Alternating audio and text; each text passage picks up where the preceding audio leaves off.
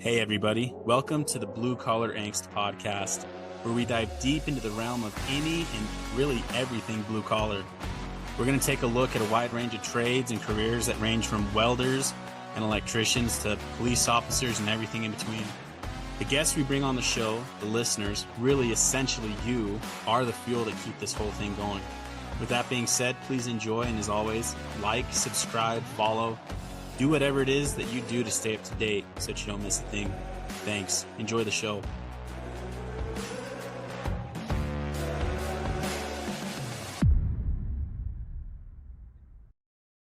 Hey everybody, welcome to another episode of Blue Collar Angst. Really excited for the guest today, Dan Finnegan out of Washington State. He is a marine systems mechanic. He used to be in the Navy veteran. So we're going to talk a little bit about that. We're going to talk about, what he does now for people looking to get into the trade, building ships. And we're just going to talk about his life, talk about everything. So how are you doing, man? I'm good, man. Thanks for having me on. Yeah, for sure.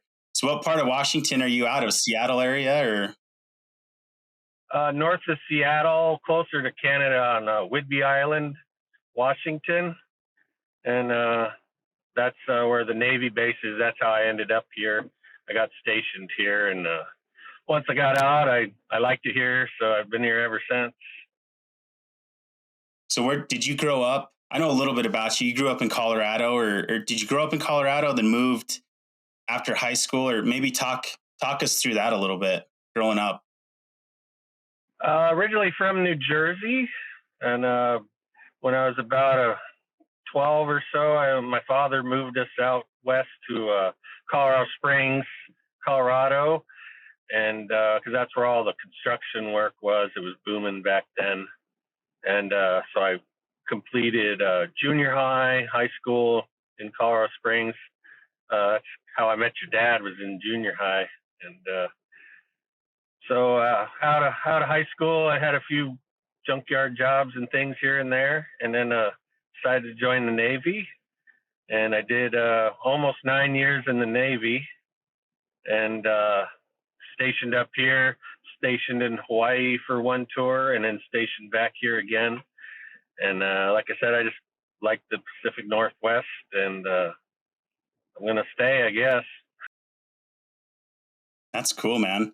So were you, as a mechanic, were you on a ship for like a lot of your deployments, or were you on base? What did that kind of look like? I did small deployments when I was on jets. I was in a training squadron where they would train pilots. So it wasn't very long deployments on carriers, and you just maintain the jets whenever they were in the downtime, fix them, change tires, service hydraulics, things like that. And then it wasn't until I switched platforms to the larger P3 aircraft, they call them. They're like a surveillance plane. They're too big to go on ships. So the rest of my deployments were always just overseas on other bases in Afghanistan, Iraq, Africa once, stuff like that. But always mostly on a base, so not a ton of ship time. Nice. Which I'm not complaining about. I hear it's close quarters on the ships. Like the bunks are super tight. Oh yeah, there's usually three high bunks, so you want the middle one. You don't want to be next to someone's feet laying on the bottom, and it's hard to crawl all the way up into the third one. So yeah, it's definitely tight. So why Navy? So you mentioned like working a junkyard job in high school. That's pretty cool. You don't really hear many high school kids going and working in a junkyard. I guess what kind of turned you to go that blue collar mechanic route in the Navy right out of high school? Did your dad work blue collar jobs, or what kind of made you want to go that way? Well, my dad was in Vietnam. He was in the Navy too. He was a Seabee, and maybe that was just part of it. And then I didn't care for high school a whole lot, and I didn't have much interest in college.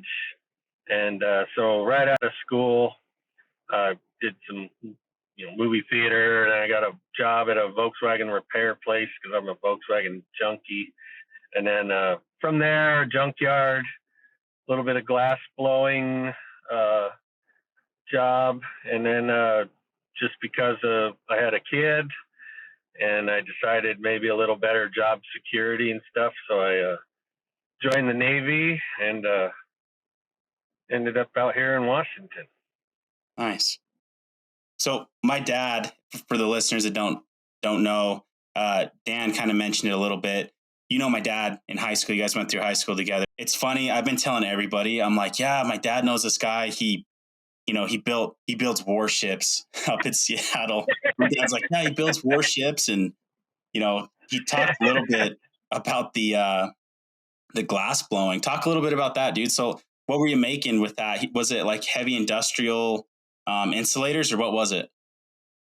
Yeah, well, it was for the semiconductor industry. They take wafers and they etch microchips on the wafers, and then they cut up the microchips. It's the process of cleaning the wafers before they get etched with the circuit boards.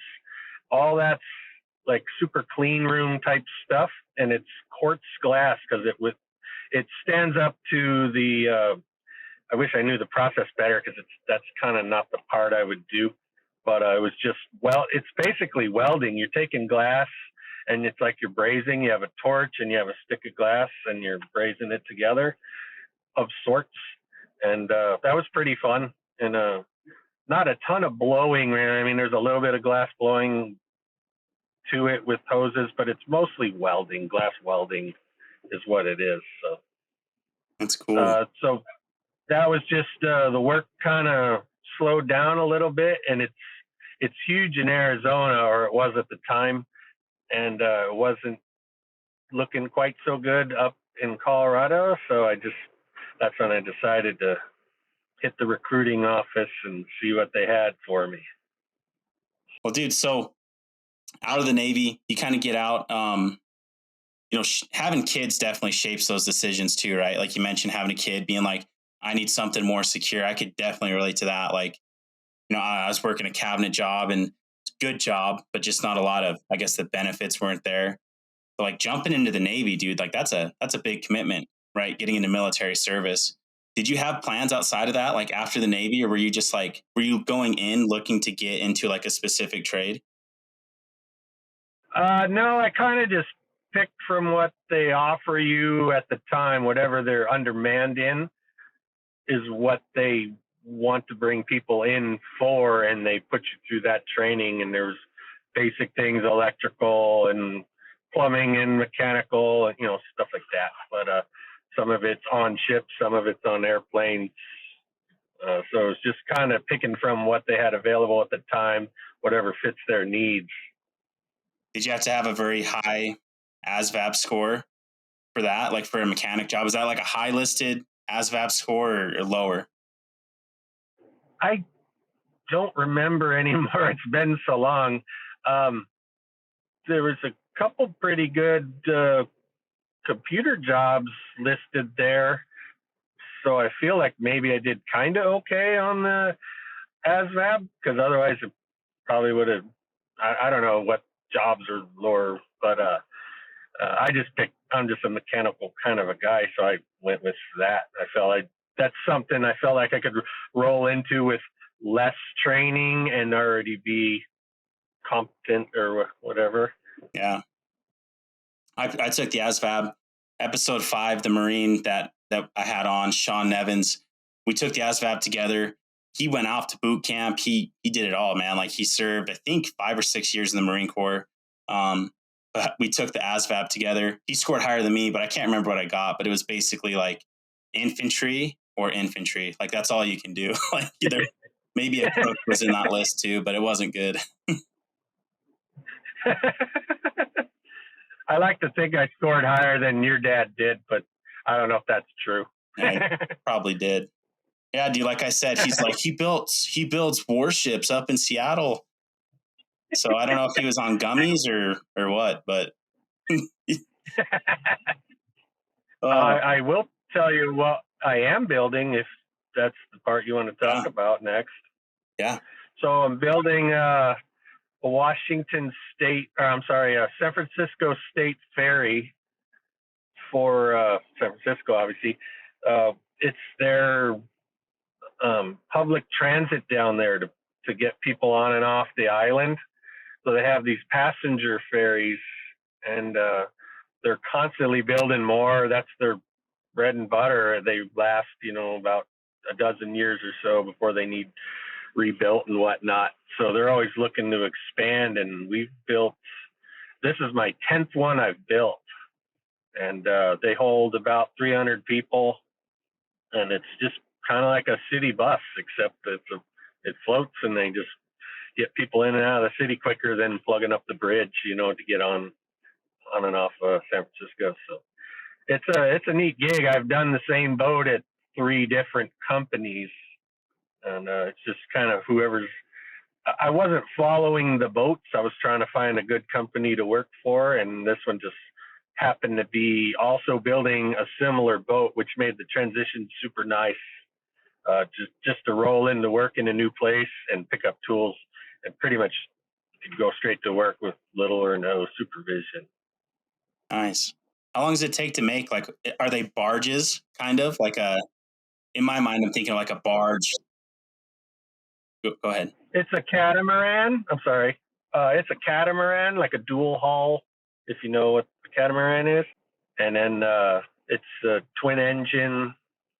Some are prop, some are jet power, and they're really nice boats. It's just like a bus, except it has a bar, has bathrooms.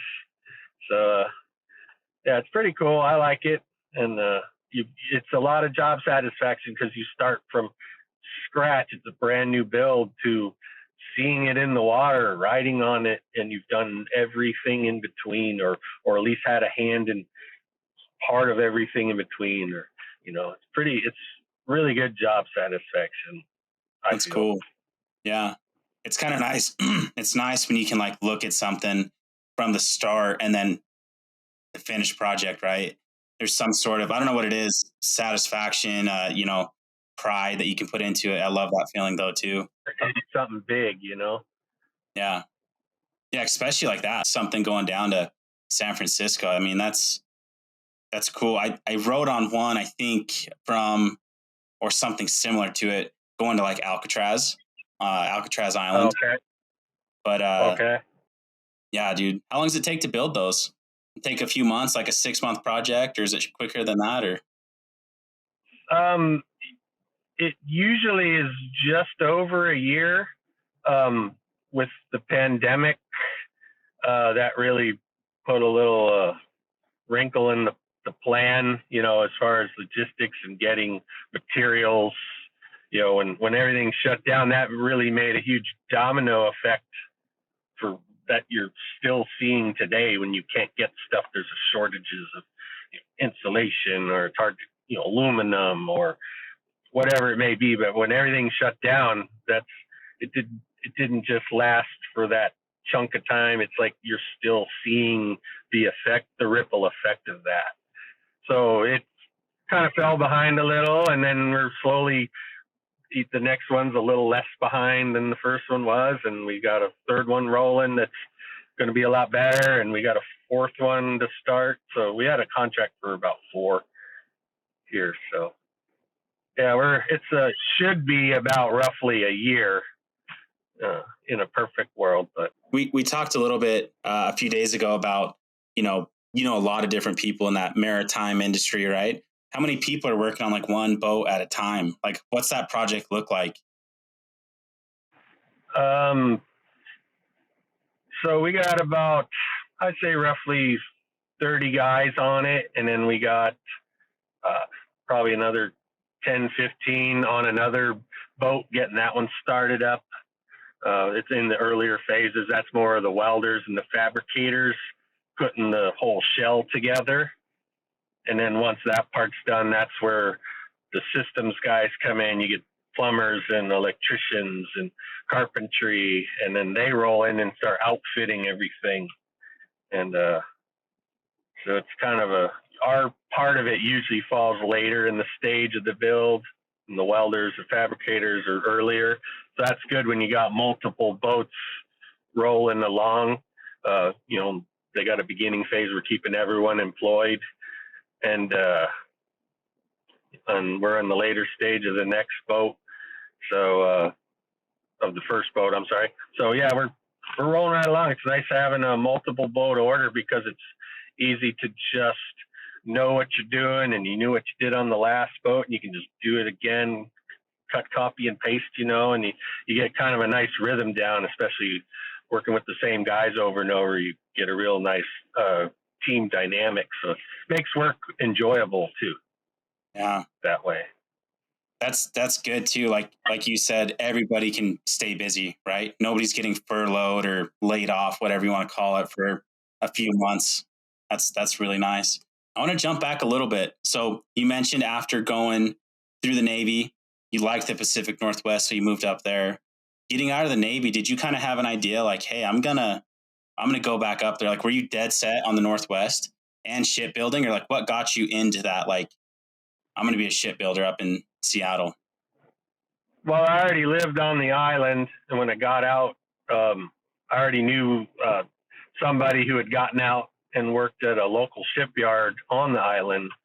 So that was my first transition away from airplanes into boats. And I already knew how to weld. And so I just kind of rolled in a little bit of fabrication and welding. And then I got picked up by the HVAC department there because I used some of the sheet metal tools and things in the Navy. So like, oh, hey, come work over here. And it just kept evolving from there. And then I quit that job and went to a different shipbuilding place. And they're like, oh, well, you already understand this boat, so let's help us over here with the HVAC and the plumbing that goes to the HVAC. So then the plumbing started rolling into it. And then it was like, well, while you're doing this plumbing, let's run the rest of the plumbing for the water and the black water, gray water, fresh water, stuff like that.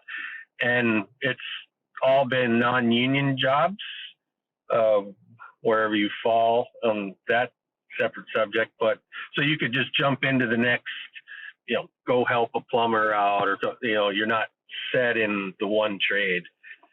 And that was nice because it made me more well-rounded, and the more valuable you become, in the company, if you can switch gears and jump to something else, or, that makes you a keeper in the boss's eyes, Yeah. It's funny too. I feel like most construction guys, like they want to go fill the gap, right? Like they don't want to just sit and wait for the next thing.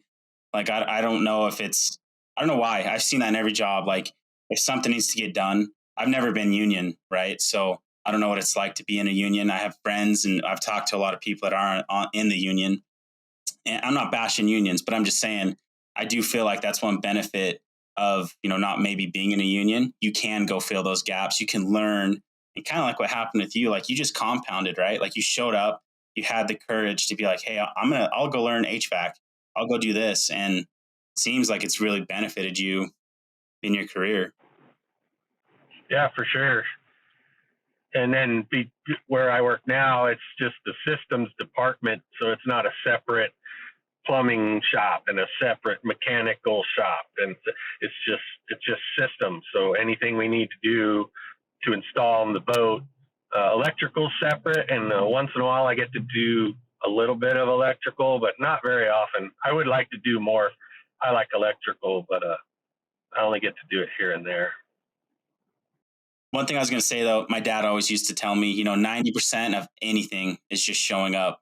And if you can just show up, the other 10% will take care of itself. That's something that's come to my mind just talking with you, man. Like, just even the Navy, right? Like, I don't know if that was scary for you or not. I've never been in the military, but I look at like a commitment like that. That's a huge commitment. And obviously, like I said earlier, like having like that push of like the responsibility of fatherhood, right? And like having somebody younger and like your child to take care of is a huge thing.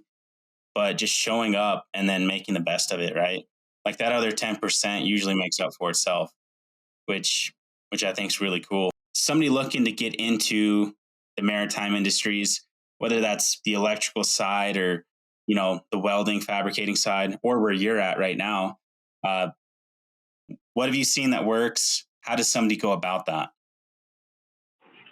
I've seen a lot of that, and we hire a lot of people with no experience because you can tell just in the person's mannerisms, like if they're confident, they're not bullshitting you, but they're just like, look, I want to learn, I want to be a part of this, and very transparent about what you do and don't know. Don't try to make shit up, and that's a real plus for anyone who's feels unexperienced and thinking like, oh, I don't know nothing about that. I shouldn't. I don't think that's for me. You don't know unless you try it. And if you go in there with some confidence, and I've always seen bosses are always willing to scoop people like that up because it's probably easier to mold someone on a way to do a certain task than to try to take me and make me change my bad habit, right? Yeah. So obviously you can't have all brand new people because you got to have all age ranges and experience levels to make it work. But definitely, people are always management's always excited to pick up new people and train them the way they want to do the mission that their company is trying to get to. That's so funny. You mentioned if you don't know something, don't bullshit it, right? Like I had Tierra Oso, Rich Sanchez from El Paso, Texas. I interviewed him, and he was talking about like, hey, I don't know. That's an answer, right?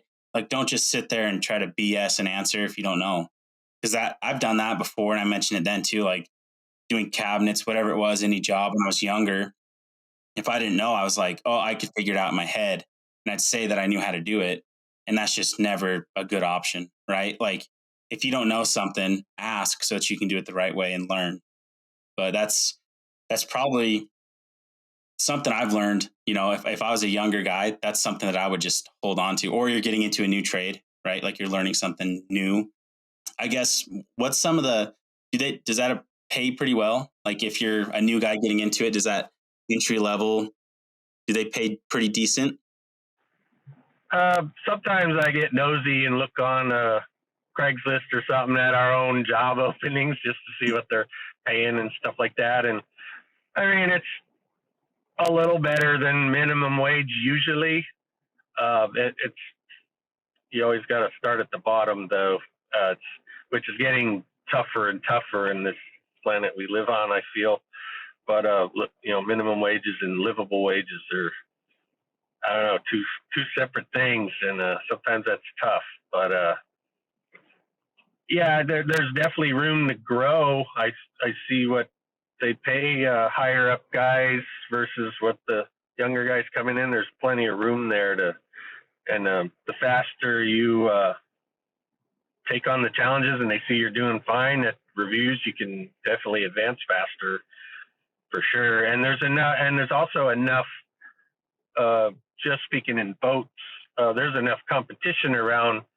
You have to stay competitive, so you're not going to hold someone down and not pay them because you'll lose them to somebody else. So the competitiveness kind of helps a guy out to get paid what he's worth, or gal, Yeah, that's so true. I've never thought about it like that, like minimum wage and livable wage. They really are two separate things. I talked with another guest, Julio Gonzalez, and he was talking about, we talked about minimum wage. He's an operations specialist, finance operations. So he's been in kind of that world like his whole career. And, we talked about 401ks. We talked about some different things, but like just like Walmart workers or fast food like McDonald's, like I don't know what they're hiring up at Washington State, but I've seen them in Colorado, Utah, $17 an hour, just to go work at McDonald's. And I don't know if that's like manager jobs or what, but it's like what they have on their sign, but it's crazy because I remember doing cabinets just a few years ago and I was stoked when I made $16 an hour, when I finally got to $16 an hour, but I worked my ass off for it, and I had to know how to install like custom cabinets, the crown molding, make that perfect. And there's a lot of skill that went into that. So I don't know how we fix that for everybody else, but hopefully, I don't know. That's a tough one. Yeah, for sure. I mean, every time you get a cost of living increase or something, everything else jumps up around you because they're paying their employees the cost of living to make the burger you want to go buy now. So they, it's just they're constantly, it's like, I don't know how to say it, but it's just like a never ending, you just keep topping the wage, and then you got to raise the price of the product, and then you need more money to purchase the product, and then it's just, I don't know the solution to that, or if there is one, but if something will break eventually, hopefully in not a bad way, but right. Yeah, it's kind of like the materials, like you talked about, like after COVID, I've seen that too, man. Like everybody's seen it, like whether it's like consumables for welding or simple things, hand sanitizer, shit like that. I remember toilet paper at first. Like I remember toilet paper. I was going to say that. Dude, people are fighting over toilet paper. Like COVID just really threw a wrench in everything, which is weird. I feel like we're kind of like, I guess, past it in a way, like at least I am. I don't think about COVID, but we still see the effects from that, a couple years later. Yeah, but, for sure. Yeah, I still see it sort of here and there, but yeah, I feel like hopefully we're over the hump with that. I'm trying to think of any other questions I got. Do you have anything else you want to talk about?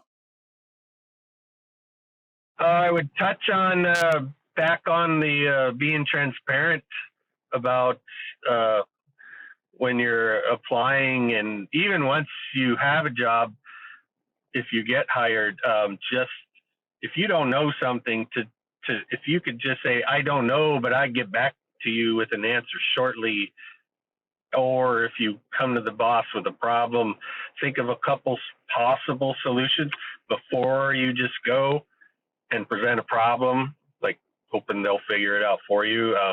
That always looks favorable too on just your overall character, and makes you just a more likable coworker, and just a good solid person that everyone can trust and work around and work together with. And there's a lot of times you see the old guys keeping the secrets about how they do something because they're afraid.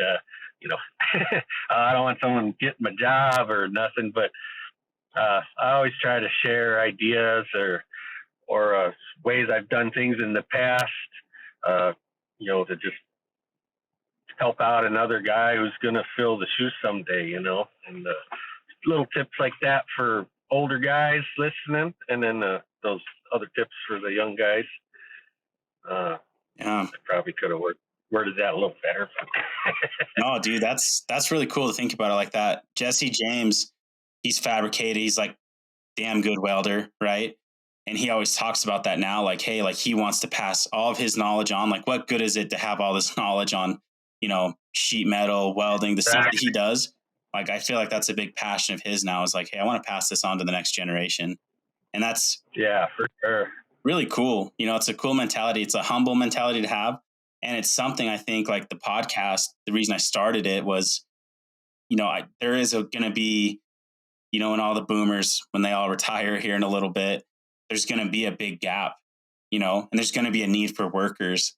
And like people can look at that and be like, oh man, we're not positioned well, or we're screwed.